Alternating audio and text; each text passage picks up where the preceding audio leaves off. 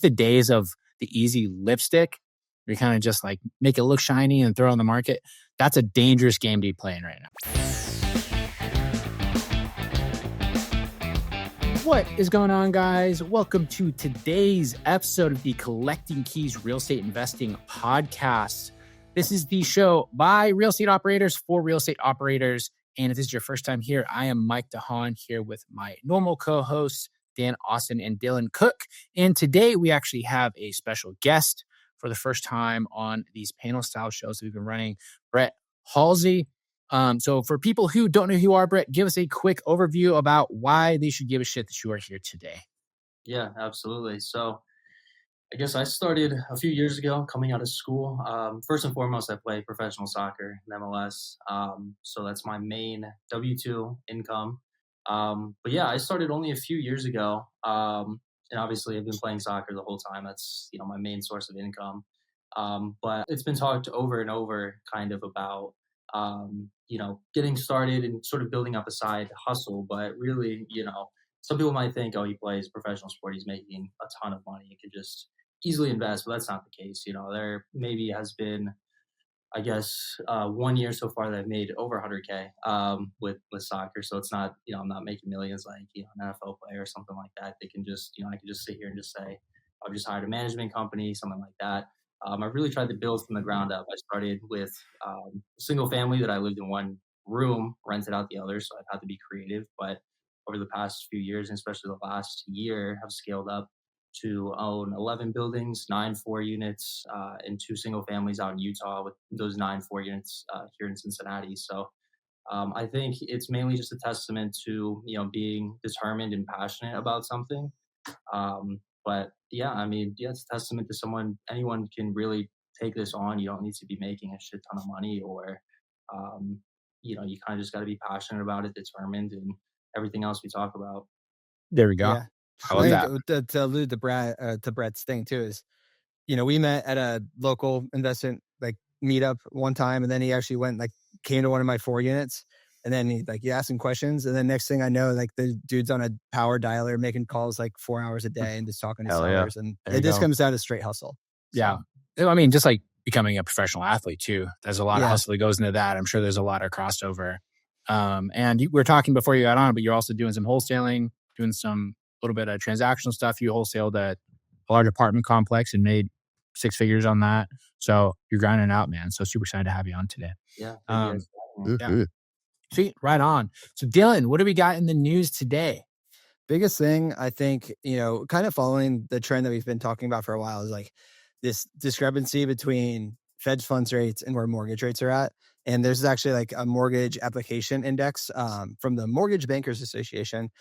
Basically, it's saying since the pandemic peak of 2020, late 2020, we're down 63% from that peak.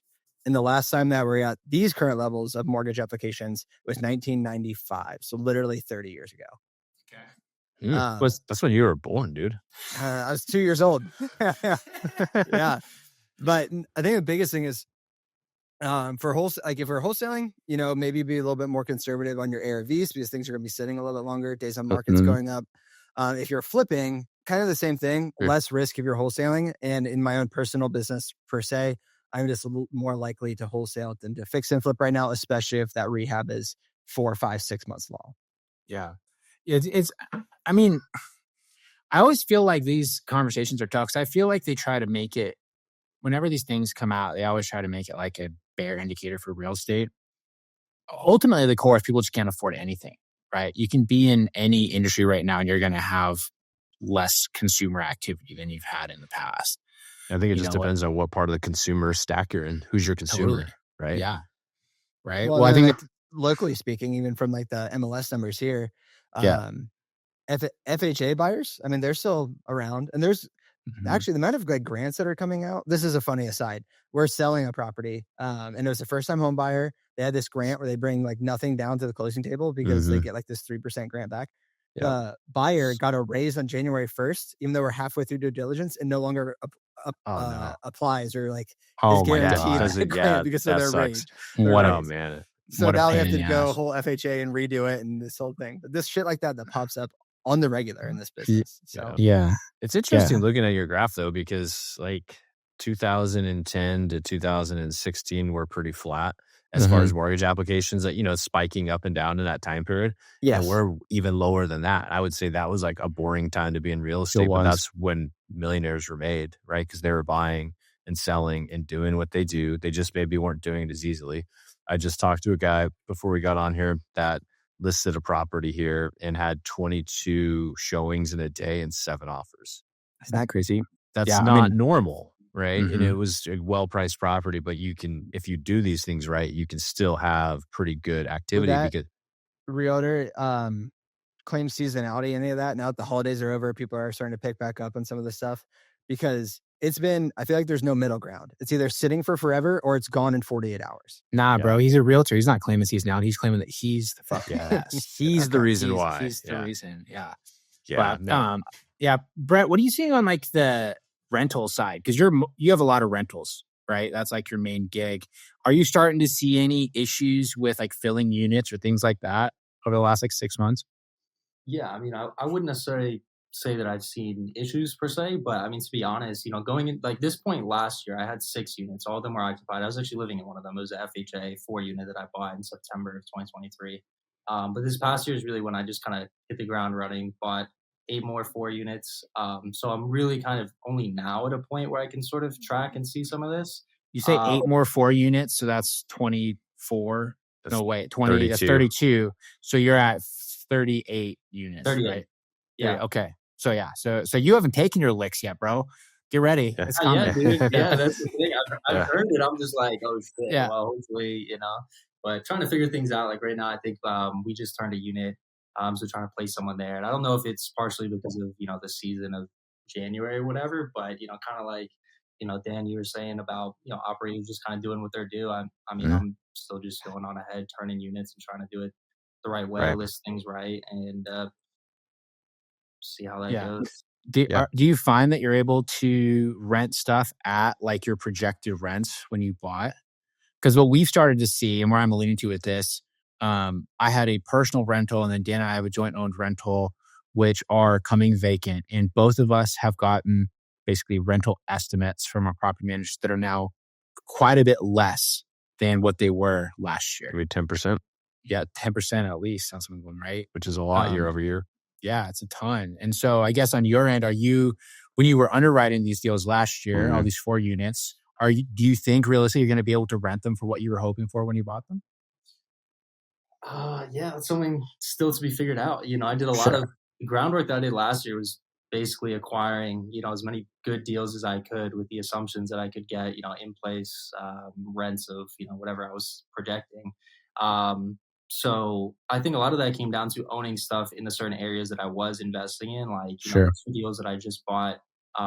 One of them was, a street over from another property that I owned, was very similar, and just rehabbing it to that standard and trying to do it that way. So, Brett, are you self-managing? Currently, yeah. I'm trying to get everything over to Buildium. Yeah, and so when you are leasing these for rent, is it Facebook Marketplace, Craigslist, Zillow? What were you kind of using for those? So I've been using Zillow mainly, but I think it's interesting because I've sort of hired a couple leasing agents to kind of just do that aspect of the business. Sometimes people ask me like, if something goes wrong, how can I tend to it if I'm over playing a game in Canada or if Honduras? We'll be in Honduras in about a month. But yeah, I mean, for that, I think I have just figured out ways to sort of bring in people to sort of help with the things I don't necessarily want to do or can't do. So bring in a leasing agent for some aspects, for this leasing component of it. I've been trying to kind of leverage people that are a little bit more experienced on this side of it, because I've mainly just been acquiring it and just working on the turns. So I have a leasing agent that's helped me out on a few of these. To get to Mike's point, I own a 6 unit that is in the same neighborhood, only a couple streets from one of Brett's 4 units. And even though his is more rehab than mine, I guess more the inside's nicer, the new LVPs, the paints, countertops and stuff. But his rent is almost as much as mine, and I have two more units. Gross. Interesting. Yeah. Right. So I think that you need more than ever to do this, have those nicer and like quality apartments that are, or if there's middle of the track, you're not going to get what you think. Yeah, especially if you're rehabbing now, there's no point in not taking it the extra mile. Like it sucks when you have like a unit that you've rehabbed maybe a couple of years ago and it doesn't need it, but you're like, ugh, this is kind of gross compared to what the new people coming in, the guy who just bought a 4 unit is doing, right? Because you have to, you need to go the extra mile to get that thing leased. If anything, it reduces vacancy, which is, in my opinion, more valuable than any rent increase you can do. Especially when you're on hard money for that 6 unit. Yeah. Totally. Or you have a vacant property. If you're not on hard money, right? You're still in. I think to bring that full circle, right? Like so this mortgage rate application you're seeing at an all-time low, which is indicative of the ability to sell real estate, liquidity of it. I think that is directly tied to the fact that we are seeing reductions in rent, just overall, and I think it's going to be driven mostly by affordability, but also supply and demand. People are going to choose to go to those nicer properties whenever they can. If your property kind of sucks, it's probably not going to sell. It's not going to lease up. And that's just something really important to take in mind if you are going to be actually acquiring properties, whether that it is to flip or whether it is to, hold for the long term. Is like, I feel like the days of the easy lipstick, you kind of just like make it look shiny and throw it on the market. That's a dangerous game to be playing right now, right? The days of that are probably over. Totally. And like there's some saying in the real estate circles, like look at your comps and see what your comps sold for in 3 to 4 months ago. But that might not necessarily apply if you're doing those kind of things that you just alluded to. I think what's almost more important, you got to look at what the active on market is that's been sitting. Yes. Just make sure your shit doesn't look like that, right? Like that's the example of what not to do for you to go out there. And go ahead. Yeah, I was going to say that the example I have of that. So I have a rental property that I have owned for 5 years, 6 years, that I just listed on market and went under contract in 3 days, full price offer, easy. But what I did, there was 2 other houses that were the same as a spec home, Philly house that were literally the same. Both had been sitting on market for over 100 days. And I looked at those listings and they both had kind of like beaten up countertops, older flooring. It's like walls are kind of scuffed. They didn't look that good. They'd obviously been rentals. So I went in, I spent $5,000, all new flooring, all new paint. Face was shiny, man. And the second one on market, the other ones are still sitting. I'm now paying. I'm for $20,000 more than they were asking. And it cost me $5,000 to get there. Yeah, I think appearance, plays a much bigger factor than it might have traditionally, in the past 6 to 12 months. We just listed a duplex in Price Hill for $219,000 and the gross rent's like $2,400. Like it actually makes sense on paper, but it's not pretty on the inside. And it's sitting. I haven't had many showings. It's actually surprising me. So I either need to make a decision to lower the price or to actually go in, remove a tenant, and then now it qualifies for someone to own or occupy it. Are you your own agent, Dylan? Sometimes I am, sometimes I'm not. Sure. Yeah. Because I do think that right now, also when it's competitive, is when a good agent does earn their money. So that also definitely helped me, right? So I worked with an agent team here that we know really well. And like she filmed like a whole video where she's walking through. It was like TikTok style. So there's like cuts and she's like doing that like style where like they're just walking straight the whole time, but it cuts through the different things. Have you seen that? Yeah. And so it looked good. And they have 25,000 followers on Instagram. And the buyer that I got was actually looking at properties on the other end of town, but followed these people and engaged with them because they liked this house. And even though it's literally a 30-minute drive from where these buyers were looking, they chose it because they saw it on there. But they never would have seen it on Zillow because they weren't looking in that neighborhood. No, I think you're right. And I like this during the days in the MLS is that's tough. Welcome that's to what the I do buyer's for my own market, property. everybody. So the ones that I need to actually have some umph into, I actually refer to other agents. I'll say that's what you do. You're doing TikTok dances for your properties. Not doing that. I would love to see buddy. that. Yeah, I'm not doing that. Yeah. It's not going to happen. So, cool. Right on. Yeah. So who knows? I feel like every week our news is kind of like, well, how fucked is it this week? But that is the way real estate is right now. I don't think we have anything else like general big picture. Well, I'll try to be a little bit more optimistic next week. Well, so it would be interesting to stack all these metrics, right? Because there's a lot of things you could do to make one metric make it look like it's super bleak. And we've talked about different ones each week. I'd be interested, Dylan, to see how they all stack up to each other. Mm-hmm. Yeah, that's a good point. Are they all really this bad? All the metrics we looked at? And not to beat a dead horse, but it's so local, right? So my local. Mortgage index is going to be different than Cincinnati, that is in Spokane, that is in the middle of the United States. It just depends. Yeah, I heard they need more housing in California. Ooh, Jesus, brutal. Is what I've heard. God damn. Okay. Well, moving on from that, what's going on in our businesses right now? I know Dan and I have had a busy week. I think we've signed around, including the one yesterday. I was at 6 in the last 7 days, all off market. You've been busy on the dispo end. You thought you were going to have the easy part of the business. You've been working like a freaking dog. Yeah, we've had a lot of weird stuff too. It's never like the easy slam dunk stuff. If it is, it's the shit we're buying usually. So Right. it's been good though. Yeah. Trying to wholesale a few different random things out there. And really focusing on, back to the point on the retail side, it's the same thing with the off market side.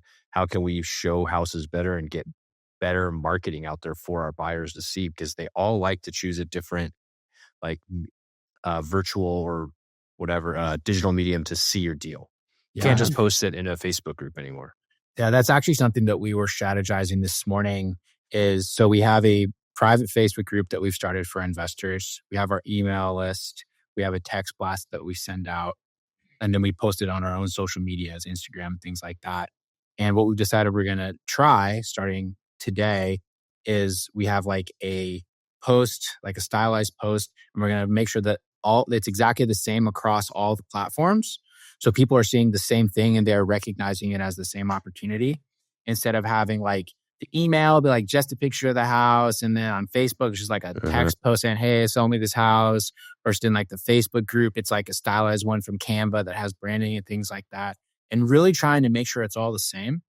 And my theory, just based off what I know about marketing, is that will increase engagement and will increase conversion, because the general rule of marketing is people need to see something 7 times before they engage with it. And so if I can make that 7 times be across all the different mediums, we should theoretically get more engagement. So it'll be interesting to see how that pans out. Do you worry at all about like buyer fatigue of how much like, oh, this looks like a deal, someone else is going to overpay for it, I'm not even going to bother? Like, for example, there's stuff on Investor Lift that comes in, I'm like, this is, or it's not even a deal on the surface. So I'm not saying you guys do that, but there's just sometimes it comes through based on who sends it. I'm like, not even going to waste my time. Always. Sure. Yeah. That's a real thing. But I will say this, that's the terrible attitude to have, the wrong approach. Because even another deal I saw come out from one of our competitors recently, maybe 4 months ago, I just happened to glance at it. I was like, we've wholesaled a deal on that road. Like, damn, that's actually a good deal. Like it was a good deal. Right. And I would always say anything that they would say that was not going to be a good deal. But like, there's been enough times too where people are like, yeah, man, I was just looking at the MLS and I saw this deal, and next thing you know, I made $100,000. You know? Yeah. Well, I'll say, Dylan, I think the best way to combat that is by having more engagement with your community and just sending out deals, right? Like having this nifty podcast that a lot of our buyers listen to, apparently. That's been one of the most common pieces of feedback that Dan's been getting from buyers, when he's the one that actually calls and they're like, oh shit, I listen to the show all the time with people that we've never met before. Right. Or just like us in this local Spokane community, a lot of people know who we are. And something that was really funny was I posted a deal on my personal Facebook yesterday, 2 days ago, and the number of comments on it that were like, hey, I like see you all the time. Why don't I get your emails in my my inbox, right? Why don't I get them? And I'm like, well, send me your info. Yeah. Maybe I would add you then, right? And so it just organically starts to build it out because you have that credibility. But because they see us active in real estate outside of like, here's a deal, here's a deal, here's a deal, here's a deal. So they kind of take you a little bit more seriously at that point. Yeah. I will say, to add to that too, to make it a little more tactical on the engagement piece, is you cannot send out a deal no matter what you're doing. You can't push it out and think that that's how you're going to sell the deal, because you could post it in Facebook, email it, do all that stuff, text blast it. I still call people, text people directly and work with them. But hey, did you see that deal? Hey, it's that outreach. And I probably have, like, I would say on my roster right now, just in the last like 10 days, probably 8 to 10 buyers that are like, I want a deal right now. I need a deal right now. Whether they're going to buy the one deal I sent out, I don't know. But like, those are the people that are like actively pursuing me. So it's like, okay, I'm going to text you right now. Hey, I'm about to blast this out. What do you think? And then along those, well, 2 things. The first one, if any Spokane buyers want cheaper real estate in Cincinnati, you can follow me on Instagram. But there we go. The second thing is, so I like, it comes down to the credibility as you as the wholesaler too, because I have a package of 3 properties right now that the seller is very adamant, like, you get one time through this. I'm not doing multiple showings. I'm not doing all this stuff. Right. And so what I did on my first showing is I hired the appraiser that like 90% of the hard money people guys use to come with me. Mm. And so he did the appraisals on the place, and now I sent it to, I think I'm going to be able to sell it quote unquote sight unseen, and they can still use the hard money guy. And they're willing to buy from me like that because they've bought deals from me before. That is really smart. Yeah. That's like a next level up from bringing out buyers, because that's the person that's ultimately going to be the referee for the whole deal. Anyway. Answer the questions you're going to get. You're basically is what you're doing. You already know. Exactly. So awesome. Bret, cool. Are you still running through any acquisitions right now? Like, what's it look like for you? Are you still pounding the phones, or what's it look like? Yeah. So essentially for me, obviously I've been focusing a lot on those 4-unit buildings. So I've been trying to contact and get in touch with as many people as I can, kind of like yourself, as well as just being creative about getting in touch with the owners directly, whether that's mail campaigns, which I really wasn't too active. I should have been a lot more active in those, because I've probably sent out only less than 1,000 mailers and I've gotten 2 deals. This was from before. I was doing them sort of like custom. Like I was printing off of Word and then signing them and then doing the mailing address on the back. So it was really time intensive. And this was before I bought my first one, and that's how I bought my first one. But it just wasn't easily scalable.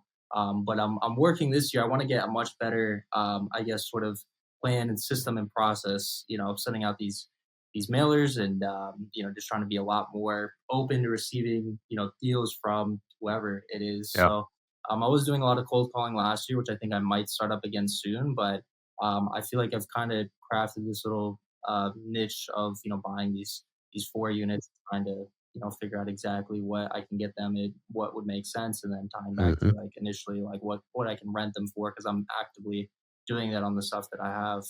Yeah. On that note, what does the acquisition of these look like? Because you're buying at a pretty rough interest rate period of time, right? Like, are you getting loans on these? Are these like seller finance? Are you getting hard money and you're able to refinance your money out? Like, what's the story, I guess, of each one?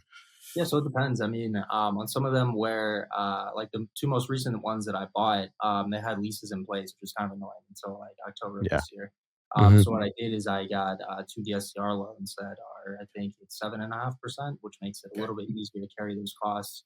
And actually, for the down payments, I just sort of raised that money from a teammate of mine that was like, "Hey, I have X amount of dollars. I want to place it somewhere." And I was like, "These are the deals I'm working on. Essentially, you can send me this money. We'll do a promissory note, and I'll pay you your interest rate." So kind of getting creative, whether it's something that I'll be able to turn quickly and I can use higher interest rate debt, or something that might need to, I might have to wait a little bit longer, and I want to be able to not have to take those as big of hits on the cash flow side. Sure. Those 5, like the arms, like a 5-1 arm, are they fixed? These are fixed with no prepay. Okay. Something I had to negotiate, something that they sent initially, and I was like, wait a minute, if my plan here is a refi, in a year. Right, exactly. So you got DSCR loans with no prepayment? Yes. Nice. Really? Good for you. That's pretty solid. That's super solid. That's smart. That's forward thinking. Because tell you what, we were locking in these low interest rate DSCR loans years ago. And now that we want to sell some of these properties, those prepayment penalties stuff ass. Yeah. I was looking at it and I was like, damn, this is not going to make sense if, I'm having to pay 5 points at the end of year 1. I told my broker, exactly what my plan was, and he still presented me this. And I was like, wait a minute here. So just get some of those fees, bro. Yeah, no shit. Bonus. Yeah. Dude, loan brokers are such a fucking racket, man. I was talking to Mr. Loan Broker yourself over here. Well, no, dude, because we fund our own loans though. Yeah, I know. I'm just kidding. And even when I worked at the hard money company, they were still in-house loans. But the way the brokers work is, I was talking to my neighbor. That's who it was. Went to the Gonzaga game last week, and we were driving back, and he was telling me, I was asking about how he bought his houses up here, and he's like, because it was when interest rates were starting to peak, and they were able to lock it in and all this stuff. And he's like, yeah, but my broker really did us a solid, because he was like, well, if we structure it this way, you'll have to put less money down. Your interest rate will be higher, but then you'll have money to do landscaping and stuff. So you really saved us a bunch. And I was like, no, he didn't, bro. That's loan sales 101. He got a bigger commission for that. Oh yeah, dude. Oh yeah. You're paying more on interest. And sure, you got $9,000 put in a fence, which is helpful for sure. But understand that was fully a sales tactic. Yeah. It was a mutually beneficial agreement. Yeah, totally. Yeah. But that's awesome though, Bret. So these 4 units, I just want to dive into that a little bit more, because it's interesting that you got so many of sounds like similar kind of properties. Are those all I guess, are they all similar properties? Are they like all over town or like the same general area? Or do you have your buy box pre-locked in, or are you like kind of an opportunist just with the seller? I would say I'm an opportunist. I have them across a few different neighborhoods of Cincinnati, from some nicer areas they command higher rents to shittier areas. But mainly it was just being creative about finding them. Like I think my best deal that I did last year outside of the big assignment on that 45 unit was 3 4 units that I bought is one package. They were on one parcel, and I saw them on Zillow, and they were being auctioned, and they were listed for like 420 grand, which is like 30 a door or 35 a door. And I was like, this is just a screaming deal. I mean, I don't know much about, this is in East Price Hill of Cincinnati. A lot of investors will tell you to stay away from here.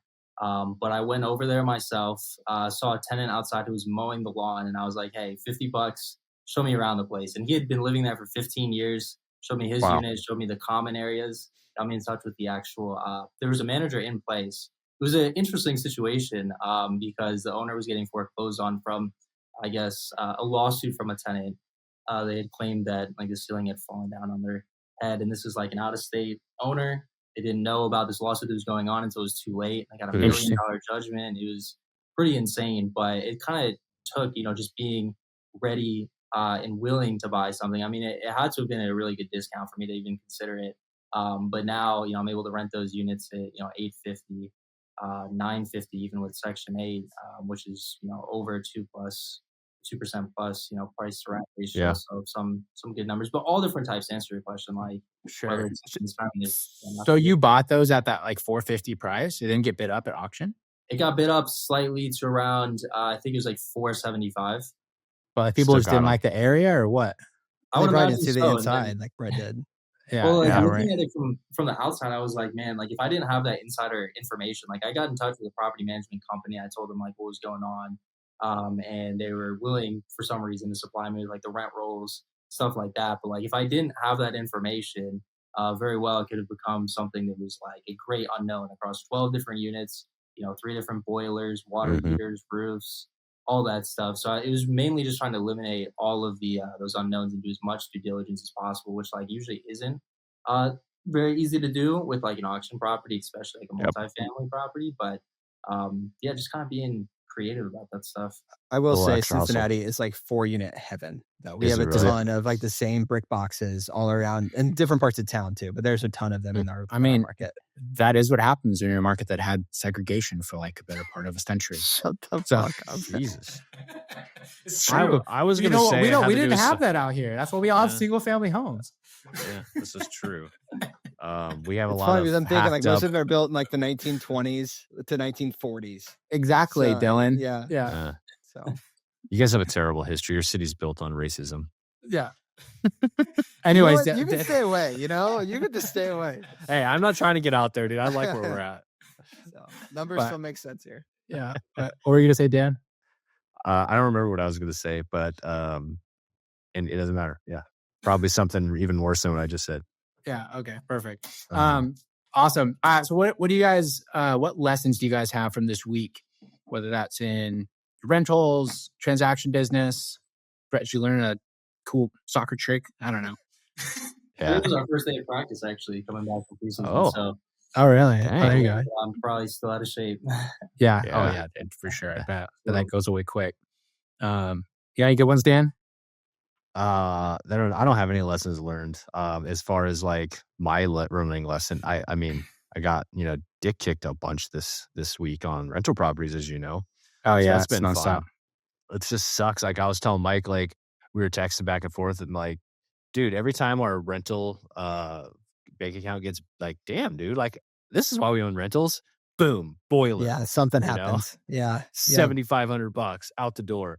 But I think the theme of that, just going along with having Bret on here too, is like there's different phases of like property ownership. And Bret, I would go to as far to say from kind of what I'm hearing is you're in like that growth phase. So you need to take more risk on these things, right? You need to be acquiring and building and knowing you might not get cash flow because you're acquiring and building. And during that acquiring and building phase, you shouldn't expect to have cash flow because you're doing just that, acquiring and building. And there's unknowns with that. Mike and I went through an acquiring and building phase pretty rapidly for a while. And now we're just trying to trim things as where we can and finding those low performing properties that are just sinking everything else. And it's hard to let go of those too, because the market doesn't seem like it's a great time to sell rental properties in our market. It's tough. So you have to figure out how you're going to position those and sell those off so that you can recapture some of your equity, pay some of your freaking prepayment penalties on your DCR loans, and still be happy with it. Because at the end of the day, we're looking at it, it's all just paper equity. It doesn't mean anything until it's in your pocket. And so trying to recognize that is a lesson I would pass that on to other people. Yeah, I think that's a good one. But I had a good one earlier, I guess end of last week. I was here earlier this week, end of last week, about when you're the owner of a company, you shouldn't be above doing stuff that's outside of like your lane, if it makes sense to, no matter how big kind of like your team gets or how ironed out your processes are. So the example I have with this, we had a deal that we now have under contract that one of our sales reps was closing. She's overseas. She's in the Philippines. She's very talented at what she does, but we sometimes get into these more complex conversations and it gets a little ahead of her. Our sales team was off for the evening. They were basically out hanging with their kids, whatever. And I see an email come in with a bunch of questions from the lead. Jesse's out, right? So it was only me. And I was basically left with, what do I do? This is a deal on the line. Do I let it sit for the next guys, or do I just call the seller right away and get involved? And so as the owner, I don't talk to sellers very often. I haven't done that in years. Picked up the phone, called the seller, had like a 30-minute conversation. We bonded on a bunch of stuff. We used to work in the same Boeing facility, was able to explain how the seller financing worked, signed the contract like 5 minutes after we hung up, right? But that's something that people can tend to be like, well, that's not my job. I don't do that role. I don't watch the CRM because it's the evening, whatever.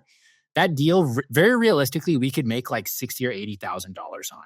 And we could have missed that if I had not been willing to take a 30-minute conversation at 7 p.m. on a random Thursday. Yeah. Lesson, don't let your org chart dictate a $60,000 or $80,000 deal. Yeah, and also pay your salesperson a commission, even though you have to jump in and help. Yeah, of course. Yeah. That is a weird question we get sometimes. Like, well, if I close it, do I still need to pay them? Shit? Yeah. Just pay them. Yeah. Just I mean, I think people. There's a theme here. It's just like, hustle a lot and, don't give up. I think my lesson for the past week is, unless they tell you to go F yourselves or they say, don't contact me again, don't mark them dead, because we just locked up a deal that's been in the CRM for 701 days. Hell yeah. That's a good one. Yeah. We might have a record coming up. That one on that you and Cody walked last week, I think it's like 1,100 days. Yeah, I know. It's been there a long time. But you're right. That's one that for some reason has resurfaced multiple times. I don't know why. But you never want to give up unless it's like just such a clear cut answer. Yeah, because sellers' lives change, and you just got to be top of mind when they actually decide to make that decision to sell. Yep. Yeah, absolutely. It's a great point. How about you, Bret? Any good ones? Yeah, I guess for me, like you're kind of, saying I'm sort of in the acquisition phase, but it's all about systems. So I'm having stuff pop up now that I didn't before when I wasn't at, 38 units. It's, a pipe burst or, someone has broken into one of the apartments in one of the not so good areas. So systems for like, I guess rental management, acquisitions as well. Cause I think, Mike, kind of what you're saying, like that acquisition process, I think it provides some safety in the sense of like, if you're able to, obviously right now, I'm not at sort of like a stabilized cash flow point. So money is going out for turns, for vacancy, whatever it is.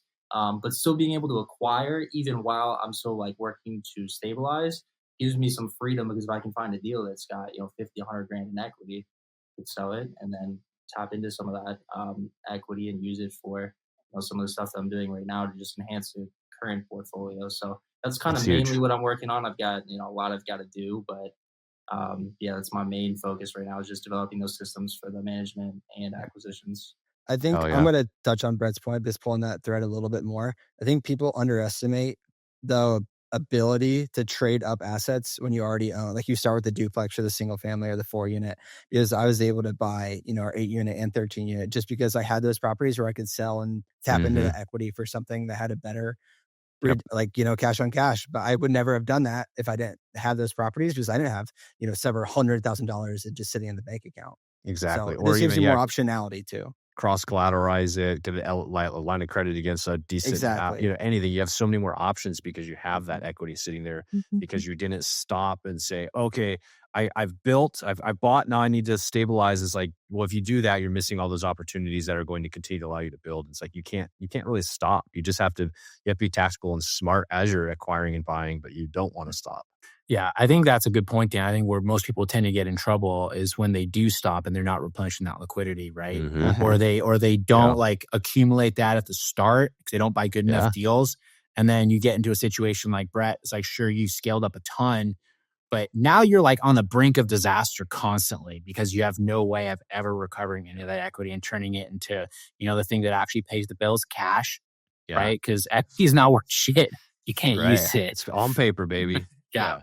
So I want to add another thing too, because I love the situation here, Bret, because you're a young guy, and you get to a point in life where you recognize you've put yourself in a position that you have to figure it out. So you own these units, right? 38 units. I think we all added up to the math.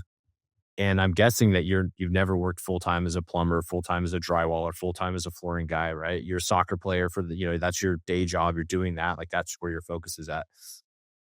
You run into I've recently run into these situations where people are like, well, what do I do? I'm like, figure it out. Like, given that context, well, how did you do it? I'm like, when you're the only person that gives a fuck about your shit, you figure it out quickly. You figure out how to handle a burst pipe.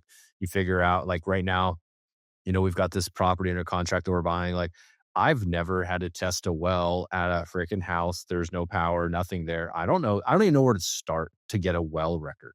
Yeah, right. But guess what? Nobody else is going to care as much as me. I just have to figure it out. And I think not being willing to just figure shit out and put yourself in a position where the only thing you can do is quit or figure it out. I think that a lot of people don't do that. And that's what separates, yourself, Bret, from all the other people that are your age doing the same shit.